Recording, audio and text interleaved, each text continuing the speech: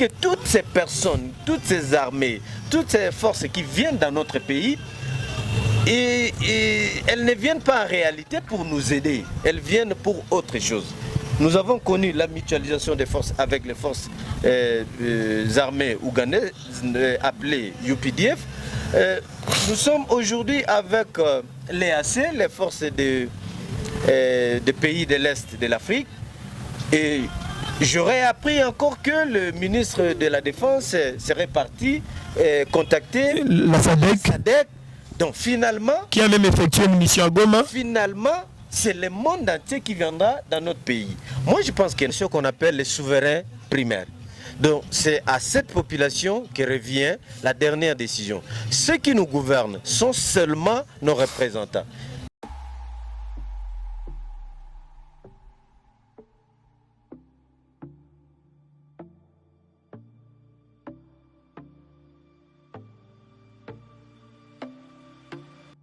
Que toutes ces personnes, toutes ces armées, toutes ces forces qui viennent dans notre pays, et elles ne viennent pas en réalité pour nous aider, elles viennent pour autre chose. Nous avons connu la mutualisation des forces avec les forces armées ougandaises appelées UPDF. Nous sommes aujourd'hui avec l'EAC, les forces des pays de l'Est de l'Afrique. Et j'aurais appris encore que le ministre de la Défense serait parti contacter la SADC. Donc finalement... Qui a même effectué une mission à Goma. Finalement, c'est le monde entier qui viendra dans notre pays. Moi, je pense que non, on ne doit pas évoluer comme ça. On doit quelque part s'arrêter. Étant donné que la MONUSCO a montré ses limites, on devait quelque part s'arrêter pour dire, écoutez, plus de 20 ans après, la MONUSCO, votre mission n'a pas donné satisfaction, n'a pas porté les résultats escomptés. Donc, on met fin à la mission des Nations Unies et on tâte un autre accord. Si ça ne marche pas avec la force UPDF de l'Ouganda, on est aujourd'hui à plus de 10 mois. Aucun résultat escompté. Donc, on met fin à cette mission. On est avec l'EAC. L'imbroglio est encore qu'avec l'EAC, les pays de l'Afrique de l'Est, il y a nos ennemis qui nous combattent, qui sont membres de cette organisation. Comment pouvez-vous signer des accords pactisés avec une organisation au sein duquel vos ennemis se trouvent? Nos ennemis sont l'Ouganda et le Rwanda. Et on a déjà fait partir les officiers rwandais qui occupaient la logistique. Ils sont déjà rentrés chez eux, je pense. Non, mais le problème, c'est pas de faire partir quelques officiers rwandais sous prétexte que non, c'est eux qui s'occupaient de la logistique et ils sont partis. Non. Le problème est que l'organisation EAC est une organisation au sein de laquelle sont adhérés les Rwandais qui nous agressent, l'Ouganda qui soutient les rebelles du M23, mais également le Burundi. Donc tous ces trois pays-là, c'est eux d'ailleurs les pays phares de l'EAC. Mais aujourd'hui, nous ne pouvons pas adhérer dans une telle organisation. C'est faire une chose et son contraire à la fois. Donc je n'ai jamais vu dans le monde quelqu'un signer un contrat ou pactiser avec son sorcier ou avec son ennemi. Donc ça ne se fait qu'en République démocratique du Congo. Donc voilà le problème. C'est là où maintenant on peut considérer que notre armée est faible, notre armée n'est pas en mesure de combattre les groupes armés ou d'éradiquer les groupes armés, mais en réalité, notre armée n'est pas du tout faible comme les gens peuvent le penser. Donc si je comprends votre argumentaire, ce que les forces peut-être de l'EAC n'ont pas atteint leur mission qui leur avait été allouée au début, parce qu'elles étaient venues pour la répression du M23, mais chose qui n'est pas faite aujourd'hui. On passe maintenant au dialogue. Mais non, mais écoutez, les forces de l'EAC n'étaient même pas venues pour combattre les groupes armés. Les forces de l'EAC n'étaient même pas venues pour éradiquer les M23. Parce que figurez-vous, les M23, pour entrer sur le sol congolais, ils sont passés par l'Ouganda. Les M23 passés par l'Ouganda. Donc c'est l'Ouganda qui leur a ouvert la porte de Bunagana pour entrer. Donc ça pouvait déjà nous interpeller pour dire que non, en réalité, ni l'Ouganda, ni le Rwanda, moins encore le Burundi, aucun de ces pays-là n'était venu pour éradiquer les groupes armés. C'était plutôt facile à comprendre. Mais je n'ai pas compris comment nos gouvernants, nos autorités n'ont pas compris. Ou alors, ils avaient des agendas cachés. On ne sait pas parce que c'est clair et c'est net. Tout le monde les décriait.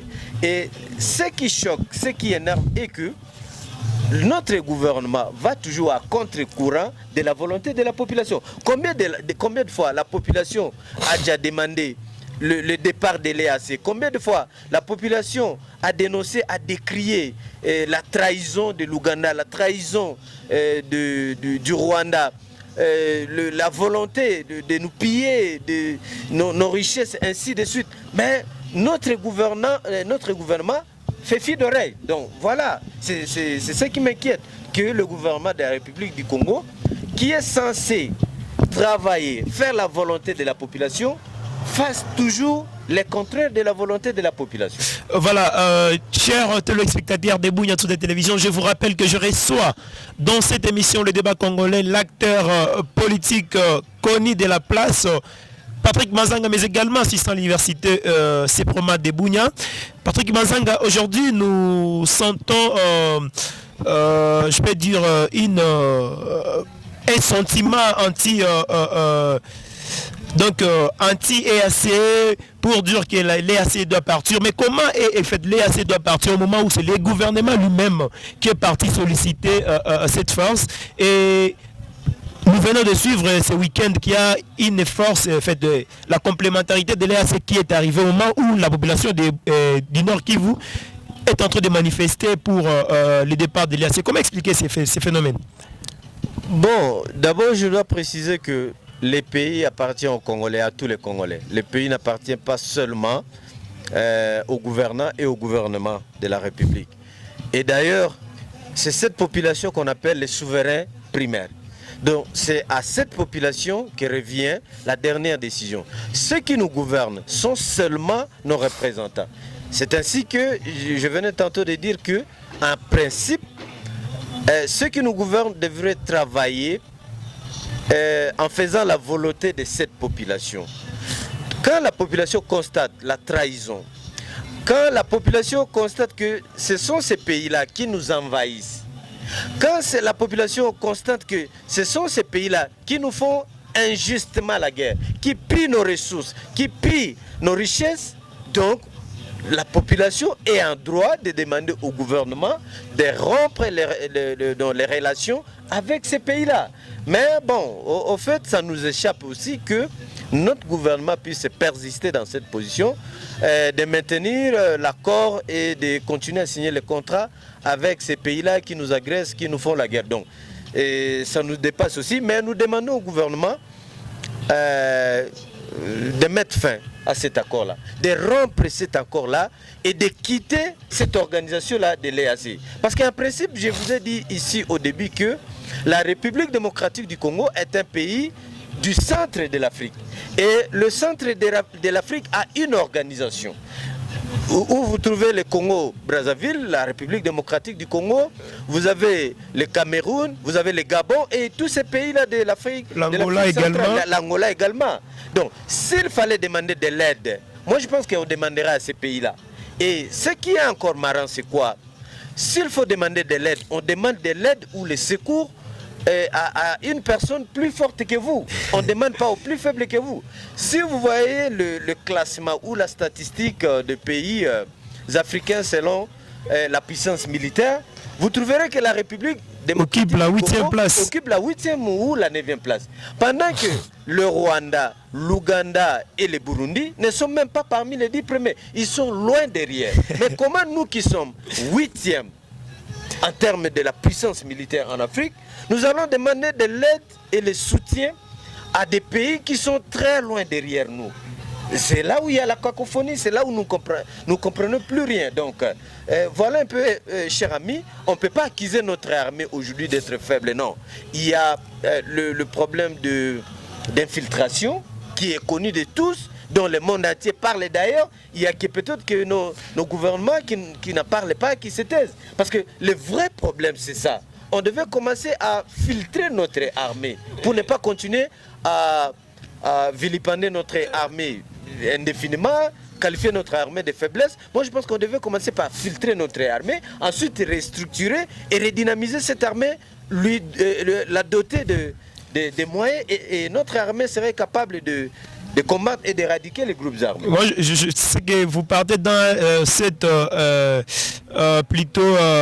dans ce discours d'Emmanuel Macron qui dit que nous avons été incapables d'organiser l'armée depuis 1994 et 1997, où il faut encore répartir vers les nouvelles bases pour peut-être avoir une armée organisée.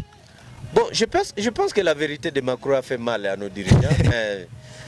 C'est une vérité qui devrait plutôt les révolter. Parce que moi, je ne trouve pas que c'est une fausseté. Macron a dit quelque chose de vrai. Parce que si aujourd'hui, nous subissons des agressions et l'envahissement étranger, c'est seulement parce que l'armée n'est pas organisée. L'armée n'est pas bien organisée. Donc moi, je ne vois pas là où nos autorités devraient s'énerver. Au contraire, ça devait révolter d'abord nos autorités pour dire non, comment Macron devait venir nous donner des leçons. Donc, prochainement, organisons notre armée, mettons des moyens et filtrons notre armée pour que notre armée devienne dissuasive, que notre armée devienne forte. Mais bon, chercher à s'énerver, chercher à s'apprendre à Macron, moi je pense que Macron n'a fait que dire la vérité. C'est la vérité. Parce qu'aujourd'hui là, il n'y a que des groupes armés qui naissent dans ces pays. C'est significatif. Donc il ne faut même pas s'apprendre à Macron. Tous ces groupes armés qui font la loi à gauche, à droite, dans des villages, dans des territoires, pendant que nous avons une armée, ça signifie que il y a un problème au sein de l'armée et que ces problèmes devraient être résolus et ces problèmes devraient trouver la solution. Donc moi je pense que Macron n'a rien dit de mal, il n'a dit que la vérité et ça doit plutôt nous interpeller et nous révolter pour organiser notre armée. Voilà, Patrick Manzanga, avant que nous chitons, nous avons constaté que le président Jean Lourenço de la République angolaise a signé un communiqué les 3 derniers pour demander au mouvement d'M23 de se retirer d'ici c'est 7 mars à partir de 12h dans la grande orientale de la République démocratique du Congo, conformément au mini-sommet des chefs d'État et gouvernement tenu en Addis Abeba le 17 février 2023. Et plus grave est de constater que lorsque les M23 pourra peut-être se retirer, c'est l'EAC qui va occuper les zones tampons. Mais pourquoi ne pas laisser la place aux forces armées de la République? Cela n'est-il pas peut-être une idée de balkanisation comme le prétendent dire les autres? Bon, en fait, une fois de plus, c'est ça l'imbroglio. C'est ce que nous ne comprenons pas chez nos dirigeants. Chers journalistes, moi je pense que le salut de notre pays ne viendra ni de l'Angola, ni de l'EAC. Ça viendra de nous-mêmes. Le jour où nous, Congolais, et nos dirigeants, nous prendrons conscience que ça c'est notre pays et nous avons le devoir de défendre ce pays, d'aimer ce pays, de nous battre pour ce pays, c'est ce jour-là que notre salut viendra. Donc, moi je pense que le M23 ne quittera pas le sol congolais. Donc vous ne croyez à rien? À partir des discours. Parce qu'ils ne sont pas venus par les discours. Ils sont venus par la puissance de feu. Il a dit, les 7 c'est déjà demain. Nous verrons si le M23 va quitter. Et il y a nos dirigeants qui ne se contentent que de faire des déclarations. Le M23 doit quitter le territoire congolais. Ils ne sont jamais quittés. Donc ça doit révolter les gouverneurs congolais. Ça doit révolter nos militaires, nos forces de sécurité. Ça doit les révolter. Ça doit révolter la population congolaise. Mais curieusement, quand les Congolais veulent par exemple manifester, marcher contre l'EAC, contre l'occupation illégale du M23, ils sont bloqués et ils sont dissipés par nos forces. C'est ce qui étonne, voyez-vous. Donc aujourd'hui là, c'est encore ça la cacophonie, que demander que le M23 puisse se retirer, et on ne sait même pas si le M23 va se retirer pour aller où, parce qu'en principe, le M23 c'est un groupe armé rwandais. Donc si le M23 doit se retirer... Qui s'est toujours proclamé congolais. Ils ne sont pas congolais, donc on ne doit pas se voiler éternellement la face. Le M23, il n'y a pas de Congolais dedans, ce sont des Rwandais. Et les Rwandais ne font que traverser chaque jour pour gonfler l'effectif des M23. Donc si les États-Unis, si l'Union européenne, si les dirigeants africains et les dirigeants congolais demandent au M23 de se retirer, ils doivent préciser qu'ils se retirent et qu'ils rentrent dans leur pays, le Rwanda, parce que leur place n'est pas en République démocratique du Congo. Ils sont venus occuper illégalement notre territoire. Donc, ça c'est de M. Deuxième chose, si le M23 doit se retirer, les forces de l'EAC ne sont pas venus pour occuper des territoires. Les territoires étaient territoires congolais. Nous avons la souveraineté. Donc la souveraineté, ça signifie que ce sont nos forces armées et la police qui peuvent sécuriser les territoires nationaux. Qui peuvent sécuriser les territoires congolais et qui doivent occuper ces territoires-là, jadis occupés par les M23. Mais aujourd'hui, nous dire que non, si le M23 se retire, ce sont les forces de l'EAC qui doivent occuper ces zones-là. Donc voilà la balkanisation. Voilà la balkanisation que nos dirigeants ne comprennent pas, ne disent pas un mot. Donc c'est ça la balkanisation. Donc c'est vraiment pas fondé que les forces de l'EAC puissent occuper les territoires jadis, au cas où le M23 acceptait de quitter le territoire congolais. Mais moi je pense que ce n'est pas une fierté pour nous Congolais que le M23 puisse quitter librement. Donc nous devons plutôt faire la guerre, combattre le M23 par la force pour le déloger de notre territoire. Et ça fera notre fierté, ça fera notre légitimité et notre souveraineté. Merci Patrick Mazanga. Je pense que nous sommes peut-être au terminus de cette émission, le débat congolais, auquel nous avons réussi dans votre plateau de Bunia Today Télévision, l'acteur politique connu de la place, Patrick Mazanga, avec qui nous avons essayé de parler sur la mission qui a été confiée aux forces armées, aux forces de l'EAC qui sont en République démocratique du Congo depuis plus de 3 mois, mais qui jusqu'à ce jour n'ont pas atteint leur mission qui était la répression du groupe armé rebelle M23 sous gouvernement du Rwanda. Vous avez suivi ces argumentaires dans tous les coins et recoins de la question. Patrick Mazanga, avant que nous chitons, est-ce que vous avez un dernier mot, peut-être une population iturienne et pourquoi pas congolaise qui prendra le temps de vous suivre? À la population iturienne en particulier, je dis qu'il faut garder espoir parce que sans l'espoir dans ces pays, on ne peut pas vivre. Il faut garder espoir et tenir bon. Tenir bon signifie qu'il ne faut pas pactiser avec l'ennemi de la République. Il ne faut pas pactiser et défendre les ennemis, il ne faut pas défendre les groupes armés, il ne faut pas défendre les M23, il ne faut même pas leur laisser les couloirs de venir chez nous ici en Ituri. Et à nos dirigeants, je dis que ces pays nous appartiennent tous. Vous devrez être fiers de trouver un pays. Parce que c'est un travail de dur labeur que nos aïeux, nos parents ont fait pour nous laisser ces pays dans cet état en entièreté. Mais aussi, demain, vous devez être aussi fiers de léguer ces pays dans sa dimension originelle à nos enfants et à nos petits-enfants.